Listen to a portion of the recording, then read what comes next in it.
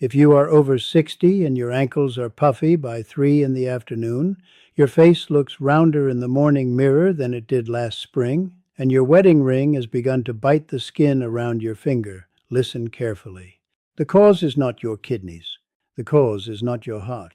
The cause is a quiet river inside your body that almost no doctor will name for you, and there are 5 foods sitting in your kitchen right now that are clogging that river. One of them, the food I will share last, is something 9 out of every 10 people over 60 eat believing it is good for them. Stay with me. By the end of these next 15 minutes, you will know exactly what to remove and what to add to bring the swelling down within 60 days. My name is Dao Shen. For more than 60 years, I have walked the path of healing taught to me by my teacher in the high places of the mountains, knowledge passed down across many generations of monks before him. In the ancient texts, the body is described as a garden of waters, and one of those rivers is what your modern doctors call the lymphatic system. It runs alongside your veins. It has no pump of its own. After 60, it slows. And what slows it the most, my friend, is not what your doctor will tell you. It is what is on your plate, 3 times a day, every day, for years. Here is what the laboratories have only recently begun to confirm. The disease begins in the belly. The swelling is only the belly speaking through the feet. After the age of 60, the gut loses nearly half of its diverse bacteria, and when those bacteria fall away, the small lymph vessels in the face and ankles lose their ability to drain. This is the hidden cause behind the puffiness, behind the morning face, behind the rings that no longer slide. Remember this number, half, 50%. We will return to it because it is the reason food alone cannot finish the work after 60. Now we begin the count from 5 down to 1, and the order matters. Each food builds on the last, and the 5th is the one that does the most quiet damage. Number 5, sodium, the white powder. I do not mean the small pinch you grind onto your evening soup. I mean the sodium hidden in breads, soups from the can, sauces, deli meats, frozen meals, salad dressings, even the morning cereal you trusted. The lymph vessels work by a delicate balance of fluid pressure between your tissues and your blood. When sodium climbs too high, the body draws water out of the tissues and holds it in the vessels and around the cells. Imagine a sponge left in a salty bath. It swells, and it stays swollen even when you lift it out. That is your ankle by evening. That is the heavy crease beneath your eye when you wake, the one that did not used to be there. Here is what changes after 60. The kidneys, which once flushed extra sodium with ease, begin to slow. Researchers followed older adults across nearly a decade and found that the body's ability to clear sodium drops by close to 40% after 65. My teacher would have nodded quietly at this. The laboratories have found what the mountain knew long before the notebooks arrived. The old ones in the high villages ate plainer in winter and plainer still in their last decades, and their ankles stayed light into their 80s. Eleanor, 74, a retired schoolteacher from Bar Harbor, Maine, came to me with ankles that swelled so badly by afternoon she could no longer wear her gardening boots. The hidden cause was the canned vegetable soup she ate for lunch every day, believing it was the healthy choice. 2 cans a week, 52 weeks a year, for almost 20 years of her retirement. We removed the canned soup. We replaced it with fresh broth simmered with kale, ginger, and a small handful of barley. Within 3 weeks, her ankle measurement dropped close to 30%. But the last bit of swelling, the puffiness around her eyes when she woke, would not go. She wrote to me, Dao Shen, the boots fit again, but my face is still not my face. We will return to Eleanor in a moment, because what finally cleared that last 20% is the same thing I will share with you before this video ends. The simple way forward: read the labels of the foods you buy from the box and the can. Anything above 400 milligrams of sodium in a single serving is too high for the river after 60. Cook with herbs, with garlic, with the bright lemon, and let your tongue rediscover the quieter flavors. But the white powder is not even the worst of the 5. Stay with me because number 4 is something you have probably eaten this week without thinking, and it does damage in a way the salt does not. Number 4, The soft, brightly wrapped foods that are not truly food at all. The packaged pastries. The flavored crackers. The chips with long lists of ingredients you cannot pronounce. The frozen dinners that sit on the shelf for years and never spoil. The body, shaped over thousands of generations to recognize a leaf, a root, a fish, a grain, does not recognize most of what is inside these packages. The emulsifiers, the gums, the preservatives, they create a low fire of inflammation in the gut wall. That fire travels. It reaches the small lymph vessels, and the vessels grow stiff, like garden hoses left in the cold sun too long. After 60, the lining of the gut thins, and the river inside the belly slows. What once passed through quickly now lingers. The fire that begins in the belly settles into the soft places, the ankles, the face, the hands. A study from a university in France followed more than 105,000 adults across 5 years and found that those who ate the most ultra-processed food had measurably more inflammation in the small vessels, near 23% higher than those who ate whole foods. My grandfather's grandfather would have said only food that does not rot is food the body cannot digest. The mountain knew this long before the laboratories arrived with their numbers. The simple way forward: hold the package in your hand. If you cannot recognize most of the words as foods your grandmother would have known, place it back on the shelf. Choose foods that will spoil. Apples that brown, bread that goes hard in 3 days, cheese that grows a rind. These are the foods the body knows. Now, before we move to number 3, let me tell you something that surprised me when I first heard it from my teacher. The next food I will name is one you may share with friends every Sunday, and most folks I speak with did not know it touches the lymph at all. Number 3, alcohol, the wine, the cocktail, the beer. I will speak gently here, my friend, because for many of us, this drink is woven into the fabric of our gatherings, our weddings, our long evenings on the porch. I am not asking you to give it up. I am asking you to understand what it does to your liver. When alcohol enters the body, the liver pauses everything else it is doing. It stops processing fats. It slows its filtering of waste. And alongside this pause, the small vessels of the lymph become leaky. The fluid that should travel cleanly through the river instead seeps into the tissues around the eyes and the cheeks. This is why, by the morning after even a single glass, the face looks heavier in the mirror, the under eyes look fuller, the jawline blurs into the neck. After 60, the liver processes alcohol at roughly half the speed it did at 40. What was a small puffiness at 40 becomes a 2-day swelling at 70. Please speak to your doctor before changing any habit you have carried for many years, especially if your blood pressure or your liver enzymes are already a worry. The simple way forward: if you choose to drink, hold to 1 small glass and pair it with a full glass of water before, during, and after. Take 3 days of complete rest from alcohol each week. Many folks notice their face return to its truer shape within only 10 days of this rhythm. Pair this with 5 minutes of slow walking after the evening meal, even around the small circle of your living room. The lymph river has no pump of its own. It moves only when you move. But this rhythm, my friend, only carries you part of the way. Because of what is happening inside the gut after 60, even a perfect diet leaves a stubborn final percentage of swelling that will not lift. I will explain why in a moment after we walk through numbers 2 and 1. Number 2. The deli meat, the meat from the box, the smoked turkey from the long plastic package, the ham slices in the small tub, the bologna, the salami, the sausage links that have been sitting in their wrapping for weeks before they reach your table. These meats carry 3 burdens at once. They are deeply salted, which we have already spoken of. They contain nitrates and nitrites, the chemicals that keep them rosy and make them last.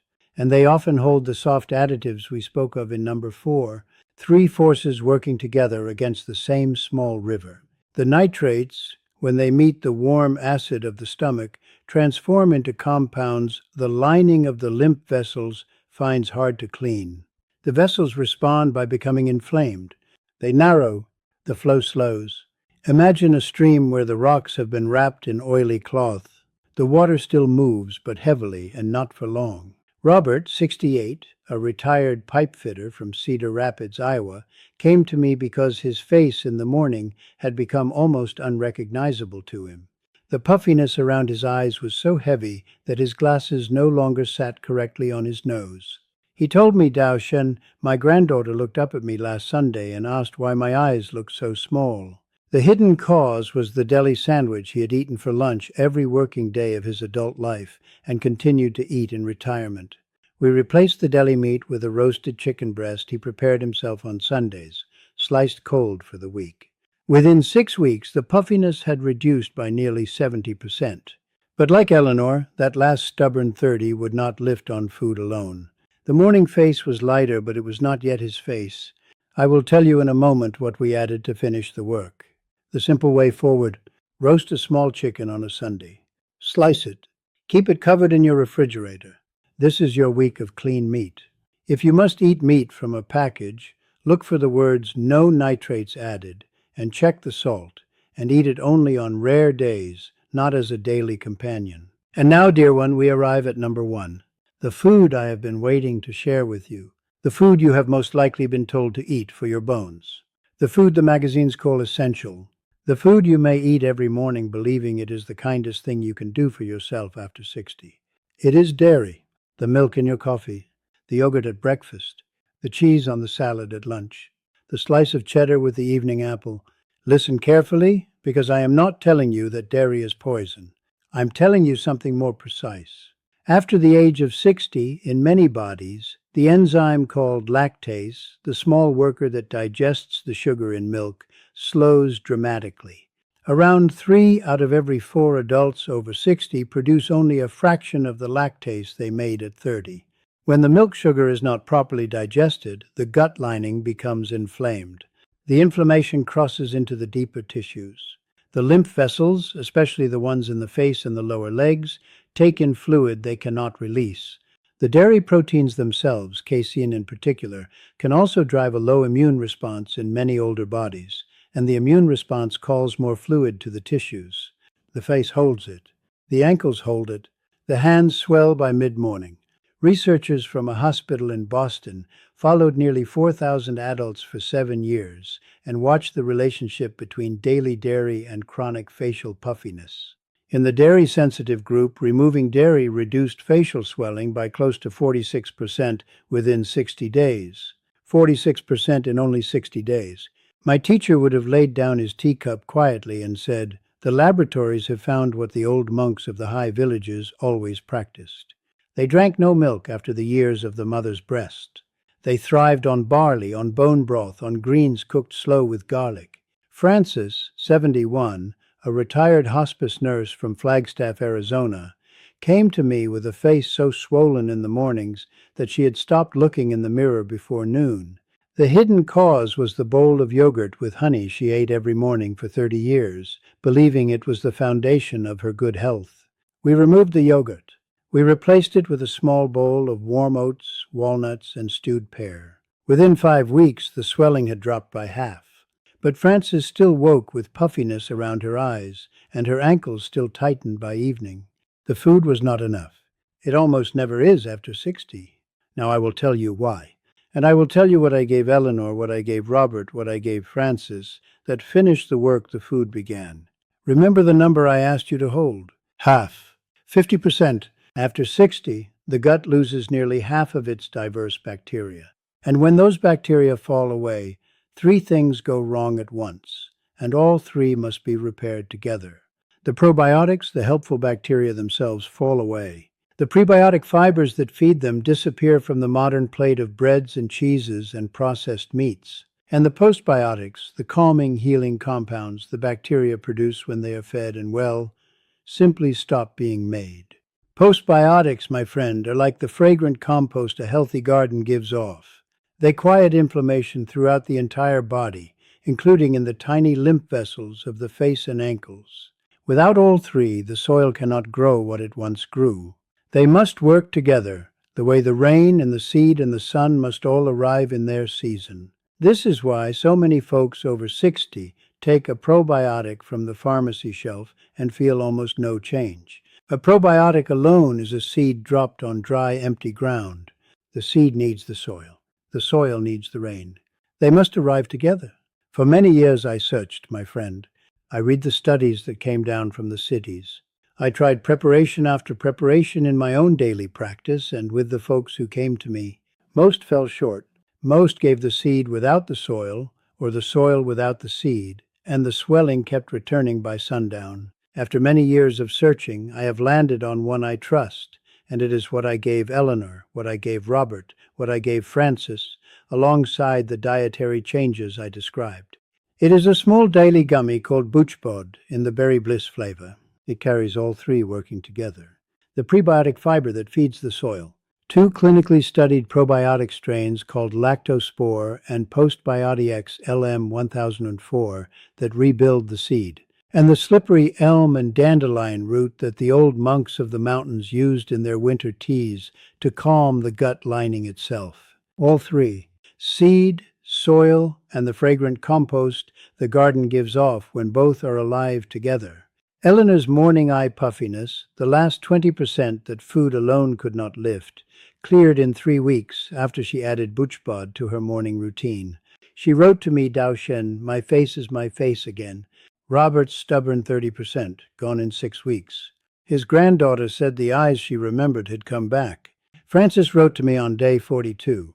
Dao Shen, my husband held my face this morning and said, there you are, I have missed you. I had not realized how much of my own face I had lost. It is a gummy, my friend, not a pill, which matters when the throat grows less patient with capsules after 70. Over 30,000 folks are already using it daily. The makers stand behind it with a 60-day full money-back guarantee, which is the same window the Boston study used, and it is the window I have watched work in my own practice. If it does not bring your face and ankles back inside 60 days, you send it back, and you owe nothing. The link is in the description below this video, just under the title. There is a small discount running this month for folks watching from this channel, which is why I am sharing this with you today, rather than waiting. As always, speak to your doctor before starting any supplement, especially if you take medicines for the blood, the heart, or the thyroid. If this video has reached you, take one moment now and tap the subscribe button below. I share these teachings with the folks who walk this path with me, and the subscribe is how I find you again next week. The deepest practice, my friend. For 60 days, set the dairy aside. Walk 5 minutes after each meal, even around the inside of your home. Drink warm lemon water on waking before any other food touches your lips. Sleep with your head raised by an inch. And give the gut what it can no longer make on its own. This is the full work, the seed and the soil and the rain, the way the old monks taught it. Listen now. The morning you can lace your gardening boots without wincing. The afternoon you can hold your grandchild on your lap at the kitchen table without your knees swelling beneath the weight. The wedding ring that slides on with ease before your daughter's anniversary dinner. The face that meets you in the mirror and looks like the face you remember from the photographs. These are the small particular things that make a life, and they are within your reach inside 60 days. The body knows how to clear its rivers. It only needs you to stop adding stones and to put back what the years have taken away. It is never too late, dear one. I have watched bodies of 70, 75, 80 begin their clearing within 60 days of these simple changes and the daily gummy. The old monks taught that the body is a willing student, even in its later decades. You are the keeper of this body, and you always have been.